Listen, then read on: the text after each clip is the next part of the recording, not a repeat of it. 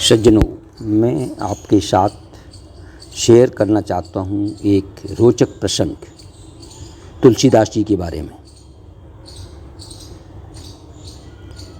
तो इसका शीर्षक है जगन्नाथ जी का भात जगत पसारे हाथ, डैश मैं ही तुम्हारा राम हूँ तुलसीदास।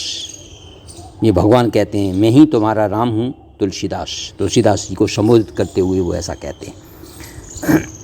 इसी बारे में हम आपसे अपने जो ये प्रसंग है वो शेयर कर रहा हूँ। एक बार गोस्वामी तुलसीदास जी महाराज को किसी संत ने बताया कि पुरी जगन्नाथ जी में तो साक्षात भगवान ही दर्शन देते हैं।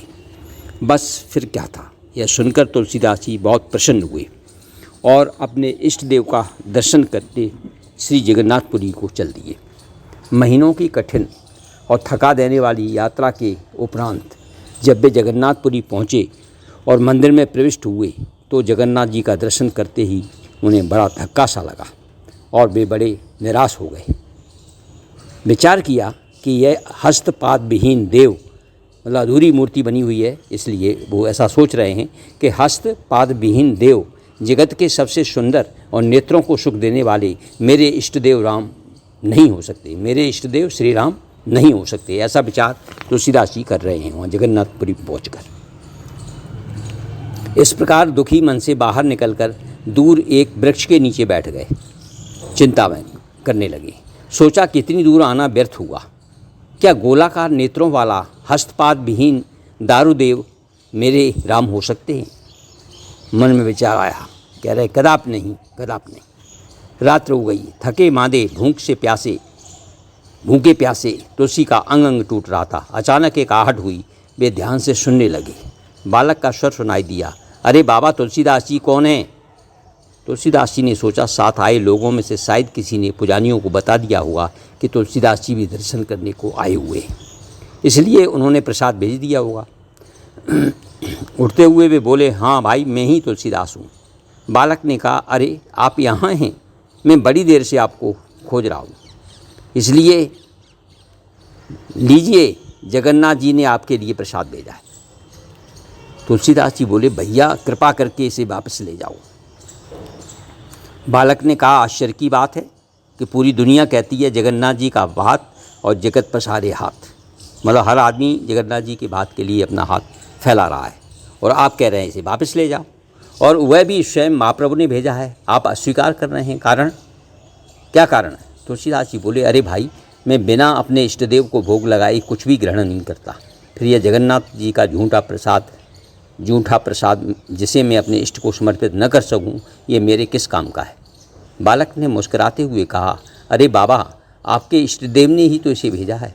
तुलसीदास जी बोले, ये हस्तपाद विहीन दारू मूर्ति मेरे इष्ट देव नहीं हो सकते। ऐसा तुलसीदास जी कह रहे हैं। बालक ने फिर कहा कि आपने अपने इस श्री रामचरितमानस में ही किस रूप का वर्णन किया है? आपने उसमें कहा है, बिनु पद चले सुनय बिनु काना, कर बिन कर्म करे विदिनाना। बिनु पद चले सुनय बिनु काना, कर बिन कर्म करे विदिनाना।